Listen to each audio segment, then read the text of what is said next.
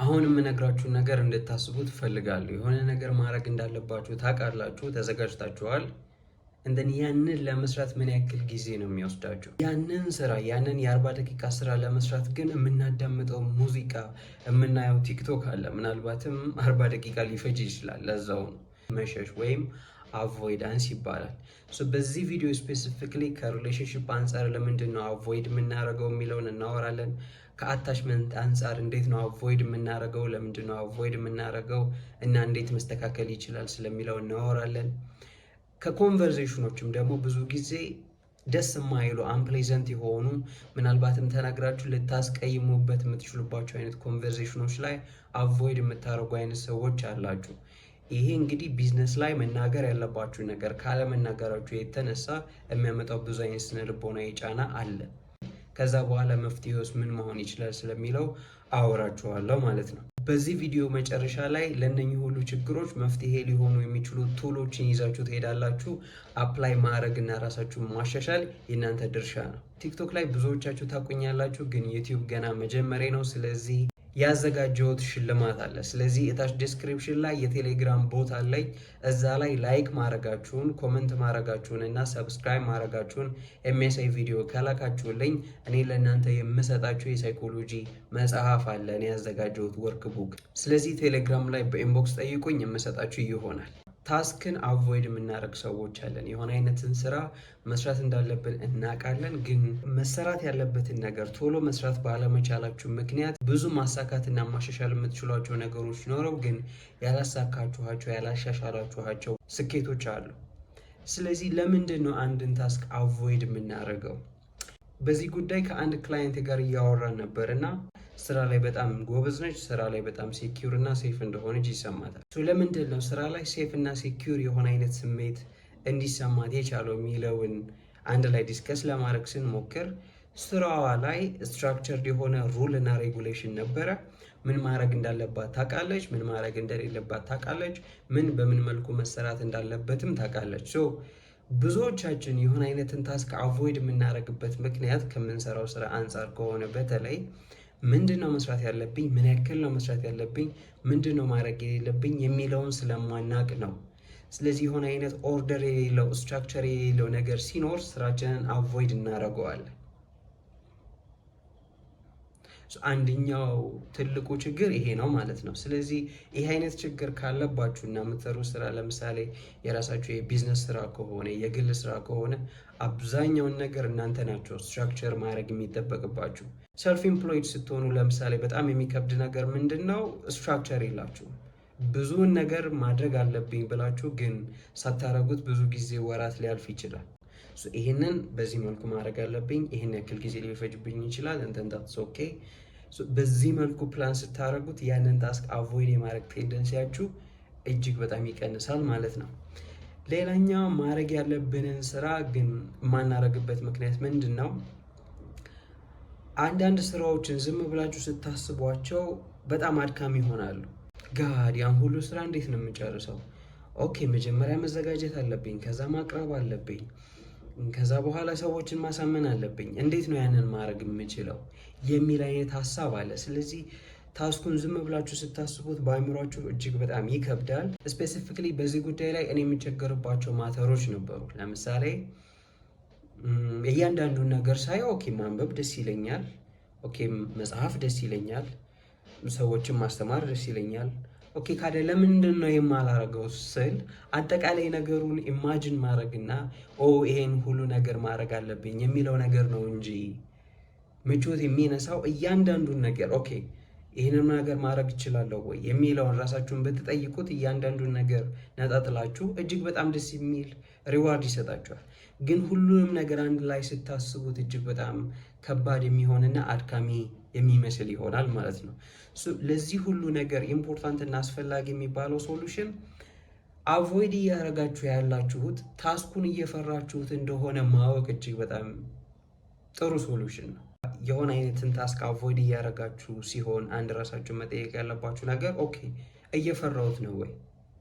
ዴፊኒትሊ እየፈራችሁት ነው። ከዛ ግን ለምንድን ነው የምፈራው? ኦኬ ምንድን ነው የሚያስፈራ ነገር ያለው? የሚለውን ባወቃችሁና በተነተናችሁት ቁጥር የሚያስፈራውን ነገር አንድ ስፔሲፊክሊ የማግኘት እድላችሁ ሊኖር ይችላል። ለምሳሌ አሁን ሴልስ ስትሰሩ አንድ የሚያስፈራ ነገር ምንድን ነው? ኢንሴኪዩር አታችመንት ስታይል ካላችሁ ሪጀክት መደረግ በጣም ያስፈራል። ግን ኢንጀነራል አሁን አንድ ከሴልስ ስራ የምናውቀው ነገር ምንድን ነው? ከምታረጓቸው የሴልስ ኮንቨርሴሽኖች ውስጥ 20% የሚሆኑት ናቸው የምትሏቸውን ነገር ጠይቃችኋቸው እሺ ብለው ያንን አገልግሎት መቀበል የሚችሉት። ዳትስ ኖርማል። ለምሳሌ 10 ሰዎችን አውርታችሁ 8 ሰዎች እምቢ ቢሏችሁ የኤክስፔክትድ የሆነና ኖርማል የሆነ ነገር ነው። ግን ለአንድ ሴልስ ፐርሰን ሪጀክት መደረግ በተለይ የሚፈራ ሰው ከሆነ ሳይኮሎጂው ላይ ያ በጣም አስፈሪ የሆነ ነገር ነው ማለት ነው፣ እምቢ ማለት። በዚህ መልኩ ምንድን ነው ያስፈራኝ የሚለውን ስፔሲፊክሊ ነጥላችሁ ስታወጡት ችግሩን ታውቃላችሁ። ኦኬ ለዛ ስፔሲፊክ ችግር መፍትሄ ማቅረብ ስራችሁን በደንብ ቀርባችሁ በደንብ መስራት እንድትችሉ የሚያግዝ ነገር ይሆናል ማለት ነው። ሲግኒፊካንትሊ ኢምፖርታንት ከሆኑ አይነት ሰዎች አንጻር አቮይድ የምናደርጋቸው ሪሌሽንሽፖች አሉ። ከእናታችሁ ጋር የሚኖራችሁ ግንኙነት፣ ከአባታችሁ ጋር የሚኖራችሁ ግንኙነት፣ ባለቤታችሁን አቮይድ ልታደርጉበት የምትችሉበት ሞመንት አለ። ጥቂት የማይባሉ ሰዎች እንደዛ ይኖራሉ። አንድ ላይ ያሉ፣ አንድ ቤት ውስጥ ናቸው። እነኛ ሰዎች የጠበቀ ግንኙነት አላቸው ሲባል የላቸውም ሊባል እስከሚችል ድረስ ግንኙነታቸው በዛ መልኩ የላላ ይሆናል። ያ የሚሆንበት ምክንያት ምንድን ነው? እስቲል እዛ ጋርም ፍርሃት አለ። ከነኚህ ሰዎች ጋር ኤንጌጅ ባረግ ውስጤን ይጎዱታል፣ የሚናገሩት ነገር ውስጥን የሚያሳምም ነው፣ የሚያረጉት ነገር ውስጥን የሚያሳምም ነው ብለን ግንኙነቶችን የምንሸሽበት መንገድ አለ። አንዳንድ ጊዜ ደግሞ አንዳንድ ሰዎች ላይ የሚፈሩት ኮንቨርሴሽን አለ፣ የሚፈሩት የሪሌሽንሽፕ ታይፕ አለ። ለምሳሌ አውቶሪቲን የሚፈሩ ሰዎች አሉ። ማንኛውም ሰው ቢሆን ባለስልጣን ቢሆን መምህር ቢሆን እንደዚህ አይነት ግንኙነቶችን አቮይድ የሚያደርጉ አይነት ሰዎች አሉ።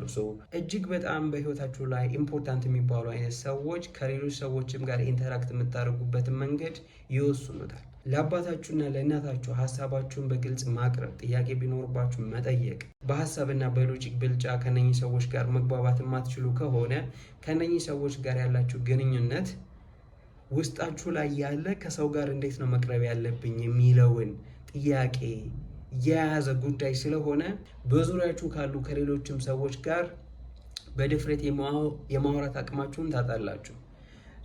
እንዲህ አይነት አቮይድ የምታደርጓቸው ግንኙነቶች ካሉ ቤስት የሚባለው ሶሉሽን ከእንደዚህ አይነት ሰዎች ጋር ያላቸውን ግንኙነት መፍታት ነው። ችግሩ ግን እንዴት ነው ይህንን ማድረግ የምችለው?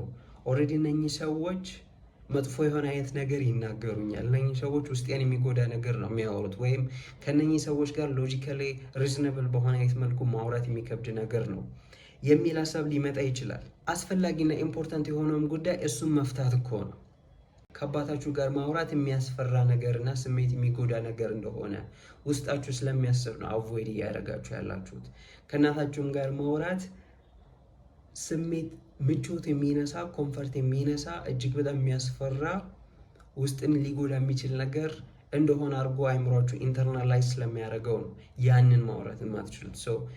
ደሞመንት ግን ስትጠይቁ ለምሳሌ ከነኚህ ሰዎች ጋር ጥሩ የሚባል አይነት ግንኙነት ከሌላችሁ ጥያቄ ማንሳት ብትጀምሩ ወይም ወቀሳ ማንሳት ብትጀምሩ ያ አስሎንጋዝ ጥሩ የሚባል ግንኙነት እስከሌላችሁ ድረስ እነሱን መውቀስ እነሱን መጠየቅ የሚያስፈራ ነገር ነው ወይ የሚለውን ታያላችሁ። የሚያስፈራ ነገር አይደለም የሚለው ፖይንት ላይ መድረስ ስትችሉ ነው ከነኚህ ሰዎች ጋር በነፃነት ማውራት የምትችሉት። ግን ስፔሲፊክሊ የሚያስፈራችሁ ነገር እንዳለ እና ውስጣችሁ ላለመጎዳት ብሎ እየሸሻ ያለው ነገር እንዳለ እሱም መረዳት እጅግ በጣም ጥሩ የሆነ ነገር ነው። ምክንያቱም ዝም ብላችሁ ስታስቡት አንድ የ30 ዓመት ሰው ወይ የ27 28 ዓመት ሰው እንዴት ነው ከእናትና ከአባቱ ጋር ሊፈራ የሚችለው? ሎጂካሊ ስታስቡት ነገሩ ሴንስ አይሰጥም። ይሄንን ማሰባችሁ ሞር ድፍረት ይሰጣችኋል። ከእናታችሁ ጋር ከአባታችሁ ጋር ወይም ከባለቤታችሁ ጋር እንደዚህ አይነት ኢምፖርታንት የሆኑ ኮንቨርሴሽኖችን አቮይድ ማድረግ። የኔም ቪዲዮዎች ስትከታተሉ እና የኔም ፕሮግራም ስትከታተሉ የምትጠቀሙት ትልቁ ነገር ይሄ ነው። ፕራክቲካሊ የሆነ ነገር በህይወታችሁ ላይ ተግብራችሁት ውጤት ሊያመጣ የሚችል ነገር ነው ሳልጮህባችሁ የምነግራችሁ። እነኚህ ሁሉ ነገሮች ካያችሁ ሳይኮሎጂ ካላቸው ውስጣችን ያለ ፍርሃት አለ፣ ውስጣችን ያለ አለመዘጋጀት አለ፣ ወይም የሳይኮሎጂ ዝግጅት ይፈልጋሉ። በራሳችሁ ይሄንን ማድረግ የምትችሉበት የሳይኮሎጂ ዝግጅት ላይ መድረስ ትችላላችሁ። ግን ያንን የሳይኮሎጂ ዝግጅት ደግሞ ኢን አድቫንስ በደንብ ማምጣት የምትፈልጉ ከሆነ መገንባት የምትፈልጉ ከሆነ እኔ ያዘጋጀሁት የፐርሶናሊቲ ሳይኮሎጂ ፕሮግራም ለዚህ ምርጥ አማራጭ ነው። ያላችሁን ኢንሴኪሪቲ፣ ያላችሁን ፍርሃት፣ ያላችሁን አቮይዳንስ፣ ያላችሁን አንኮንሽስ ትራውማ በደንብ አይደንቲፋይ አድርጋችሁ ለዛ መዘጋጀት የምትችሉበት ፕሮግራም ነው። ከፐርሶናሊቲ ሳይኮሎጂ ጋር ደግሞ ተያይዞ የሚሰጥ ነፃ የምክክር የስነ ልቦና አገልግሎት አለ። በስልክ እያወራን ለ2 ወር አገልግሎት እየሰጠዋችሁ እነኝን ችግሮች እያሻሻላችሁ የምንቀጥል ይሆናል። ፕሮግራሙ ላይ ለመመዝገብ ማሟላት ያለባችሁ ቅድመ ሁኔታዎች አሉ። የዩኒቨርሲቲ ትምህርታችሁን ማጠናቀቅ ይኖርባችኋል።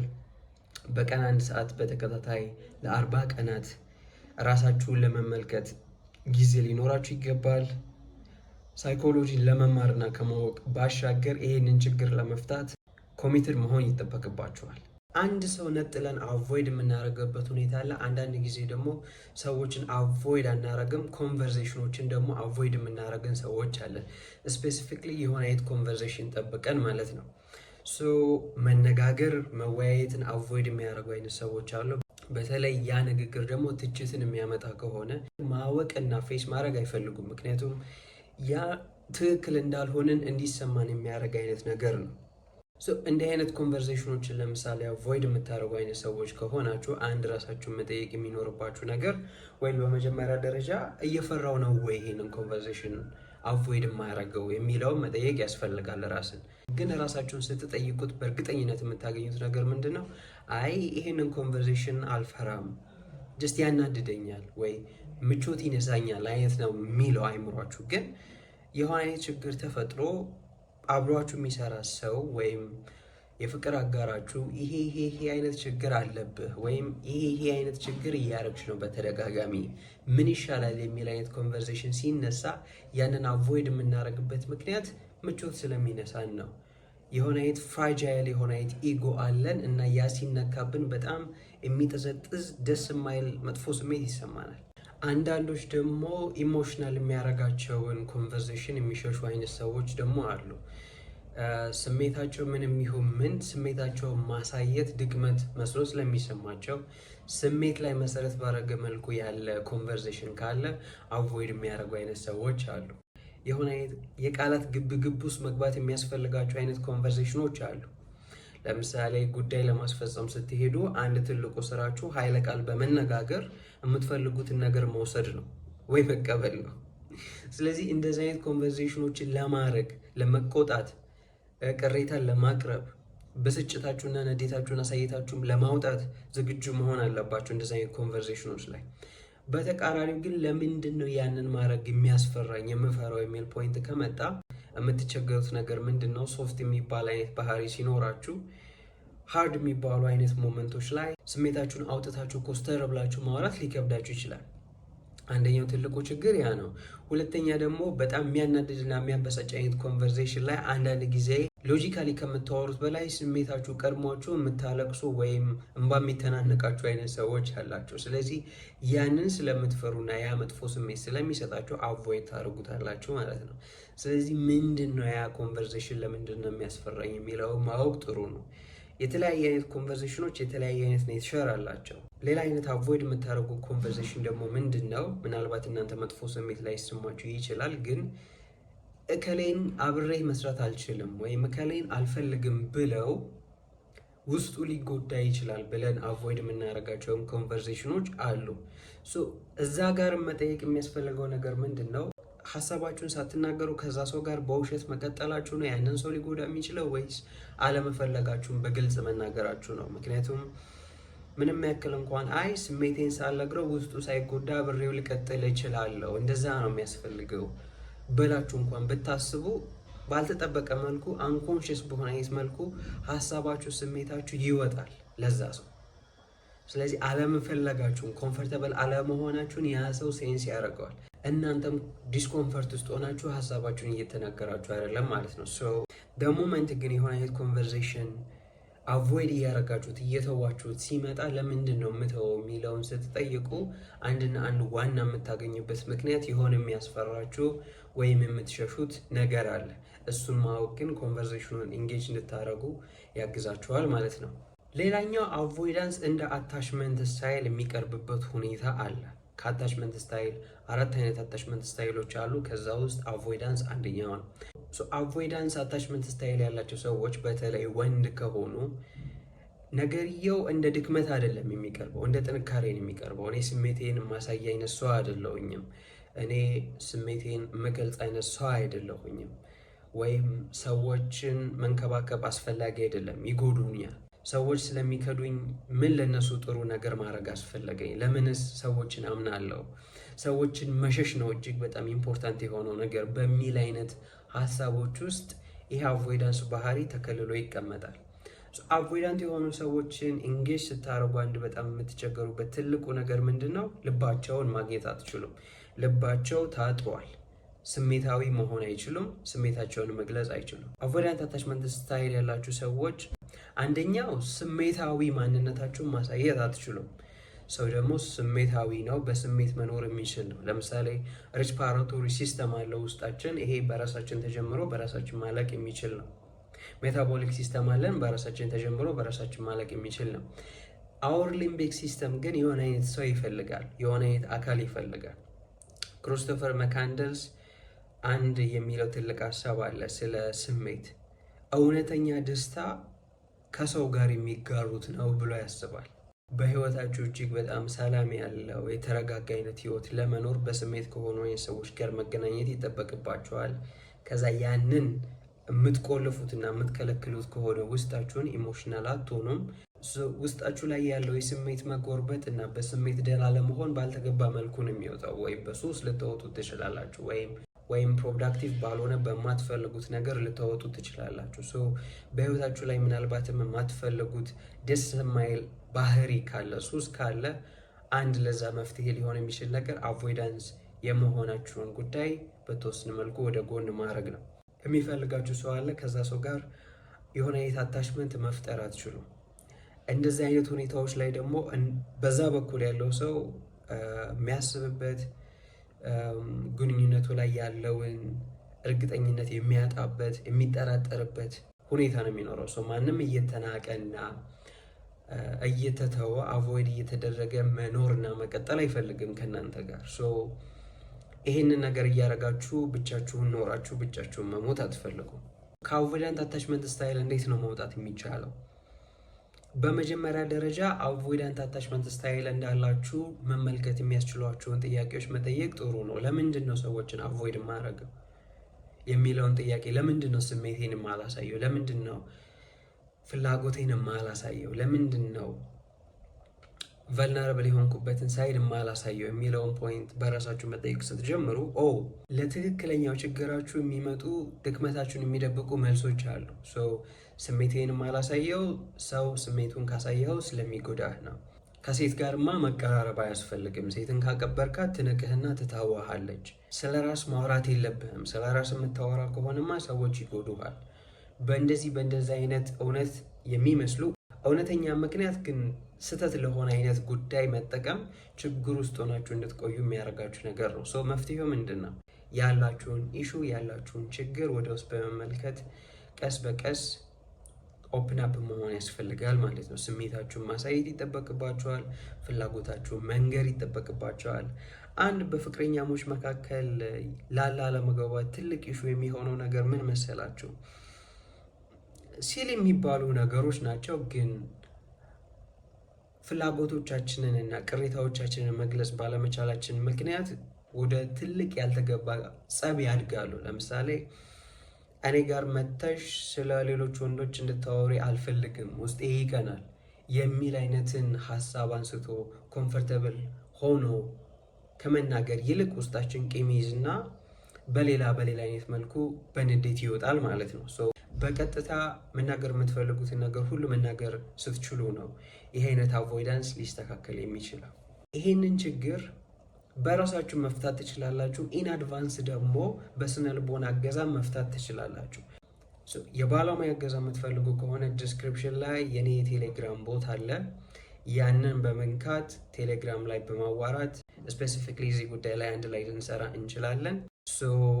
ከዚህ በኋላ ዩቲዩብ በየቀኑ ፖስት ለማድረግ እያሰብኩኝ ነው። ስለዚህ ምንድነው እንድታደርጉልኝ የፈልገው ነገር በየቀኑ እየመጣችሁ ይሄንን አካውንት ቼክ እንድታደርጉ ትፈልጋለሁ። ምክንያቱም ፕራክቲካል አፕሊኬሽን ያለው የሳይኮሎጂ ትሬኒንግ ሌላ ቦታ ስለማታገኘው